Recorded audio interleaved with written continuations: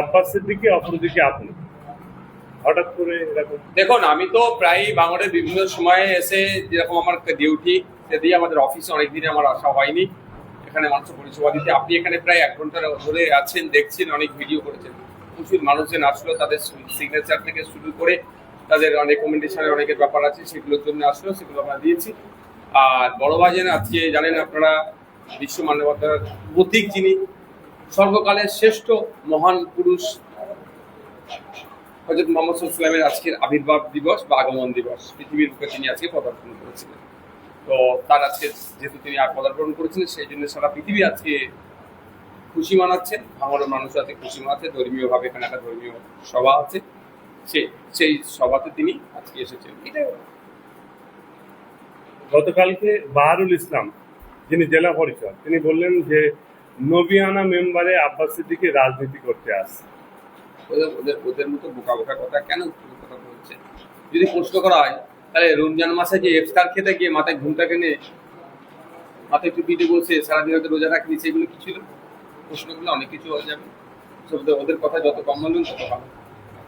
বামেদের সঙ্গে আপনাদের জোট কত? যেহেতু আপনি দেখুন, আমি 2021 সালে আমরা বাম কংগ্রেস আইএসএফ জোটে এসেছিলাম। আমরা 2026-এ আমরা চাইছি জোটটা তাড়াতাড়ি হোক, মানুষের কাছে পৌঁছাক, মানুষ যাতে করে বুঝতে পারছে এখন যে একটা বিকল্প খুঁজছে, বিজেপি তৃণমূলকে হারাতে হবে, তাই বিকল্প শক্তি হিসেবে আমাদেরকে আমাদেরকে গড়ে তুলতে হবে।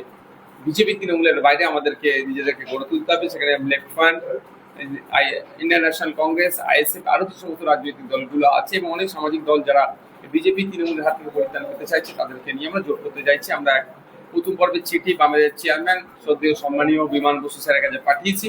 প্রয়োজনে আমরা আবার তাদের সাথে কথা বলবো এবং দ্রুততার সাথে এগুলোকে একটা ওয়ে আউট বার করবো। যদি বামফ্রন্ট না জোট করে, আপনারা কি এককভাবে লড়াই করবেন? প্রথম কথা হচ্ছে, যদি জোট না করে প্রশ্ন আসবে কেন জোট করবে না? যেহেতু মানে ঊর্ধ্বতর লেভেলে বাম যদি না জোট করে প্রশ্ন আসছে না, আমি আশা করবো জোট করবে। কারণ তৃণমূলের সঙ্গে দ্বিতীয় কথা হচ্ছে, আমরা রাজনীতির ময়দানে এসেছি, যে ইলেকশন গুলো আসবে কন্টেস্ট আমাদের করবো। চলার পথে যারা সাথে সাথ দেবে চলবো, একসাথে, নালে একলা চলো। ভাইজান অনির্বাণ হাস্যকর এক ব্যঙ্গ ভিডিও করেছেন, আপনারা দেখেছেন। দিলীপ ঘোষ থেকে, শতরূপ থেকে, এমনকি আরো অনেক নেতাদের নিয়ে ব্যঙ্গ একটা ভিডিও করেছে এবং অনেকে কেস করেছে। সেটা নিয়ে আপনার মতামত কি? আমি সত্যি আমার সময় হয়নি দেখতে। একটা এই যারা তৃণমূলের নেতারা যা ব্যঙ্গ করছে, যা নাটক করছে, ওই দিকে সময় পার করতে পারছি না। গতকাল বিধানসভার মধ্যে দ্বিতীয় পর্বে রিসেসের পরে চোর এক তৃণমূল বলছে 1 2 3 4 বিজেপির সবাই চোর, আবার বিজেপি বলছে 1 2 3 4 তৃণমূলের সবাই চোর। আর আমি মধ্যখানে বসে বসে দেখছি চলছে। এরা বলছে কি ভোট চোর গদি চোর, ভোট চোর গদি চোর, আর এরা বলছে চাকরি চোর গদি চোর। এ বলছে মমতা চোর, টিএমসি চোর, আবার ওরা বলছে মোদি চোর, টিএমসি চোর। এই নাটক কালকে চলেছে। এই নাটক দেখতে দেখতে ভাই আমার সময় পার হয়ে যাচ্ছে। অনির্বাণ বাবু তার নাটক দেখার সময় আমার হয়ে ওঠেনি। ওয়াকাফ বিলের পর এসআইআর, এটা কি ভোটের চক্রান্ত? ধরা কল। তবে এই নিয়ে অনেক আলোচনা আছে। আমি যে ছোট্ট কথা বলবো, দেখেছো নওশাদ সিদ্দিকী সুরে সুর মিলাচ্ছে। আমি একটা কথাই বলি, রাজ্য সরকারের অনেক নেতারা কি বলছে এসআইআর হতে দেবো না, কিন্তু ইসিআই এর CEO, chief electoral officer, mail করলো নবান্নকে যে আমরা এসআইআর করবো এই মর্মে। নবান্ন তড়িগাড়ি ফিজিক্যাল মিট দূরের কথা, ভার্চুয়াল মিট করলো chief secretary of West Bengal, আপনার রেসপেক্টেড মনোজ পাং স্যার, সমস্ত ওয়ার্ল্ড ডিস্ট্রিক্টসে যত ডিএম ছিলেন তাদের সাথে মিট করলেন যে ইমিডিয়েট আমাকে তথ্য দাও। ERO, electoral registration officer, AERO, additional electoral registration officer, কত শূন্য পদ আছে তারা 600 বা যেগুলো শূন্য পদ আছে তাড়াতাড়ি পূরণ করতে হবে। মানে এটা কি তাড়াতাড়ি করছে এরা এসআইআর করা। এরা বলছে এসআইআর করতে দেবো না পাবলিকলে, আবার এরা এসআইআর করার জন্য অফিসার 600 শূন্য পদ, 600 এখন অফিসার লাগবে এসআইআর করতে গেলে ফুল ফ্লেজে পশ্চিমবাংলা, দ্রুততার সাথে করছে। আবার তো দেখলাম একটা ফেসবুকে পোস্ট, সত্যতা এখনো যাচাই আমি করিনি, 374 কোটি টাকা মতো নাকি বরাদ্দ করেছে এসআইআর করতে গেলে এই টাকা লাগবে। রাজ্য সরকার, মানে বুঝতে পেরেছে সাপ হয়ে কামড়াচ্ছে ওজা হয়ে ছাড়ছে। আমি একটা কথা বলি, ইতিপূর্বে ভারতবর্ষে 12 থেকে 13 বার এসআইআর হয়েছে। 2002-এ ওয়েস্ট বেঙ্গলে লাস্ট এসআইআর মানে এই ধরনের হয়েছে, 28 লক্ষ নাম বাদ করেছিল, তখন হয়ে চিৎকার কাটামিচি হয়নি তো। আমি আজকের দিনে বলছি এসআইআর পদ্ধতি মেনে হবে, আশা করব। যদি পদ্ধতির বাইরে গিয়ে কাউকে ডিভোটার হ্যান ত্যান ঘোষণা করে, আমরা লড়াই চলবে। কিন্তু প্রশ্ন একটা, যে মমতা ব্যানার্জি বলছেন এসআইআর হতে দেবো না, বা তার দল বলছে, তাহলে কেন অফিসার নিয়োগ করছে? আর কিছু লোক চিৎকার করছে এসআইআর করে নাকি এ করে দেবে, হ্যান করে দেবে, ত্যান করে দেবে। তাহলে আমি তার প্রশ্ন এটাই, তাহলে কি করবে? আপনারাই বলুন কি করতে হবে। যদি বৈধ কিছু কথা হয় তাহলে সেই তাদের পরামর্শ অনুযায়ী চলবে, আমার কথা নাকি অনেকের পছন্দ হয়নি। আমরা একটা কথা বলেছি যে আতঙ্কিত হবেন না। আমার প্রশ্ন এটাই, কদিন আগে দেখলেন না এসআইআর এর আতঙ্কে একজন মারা গেছে, তাহলে লাভটা কি হলো? তার যার মারলো তার পরিবারের লোক গেল তো।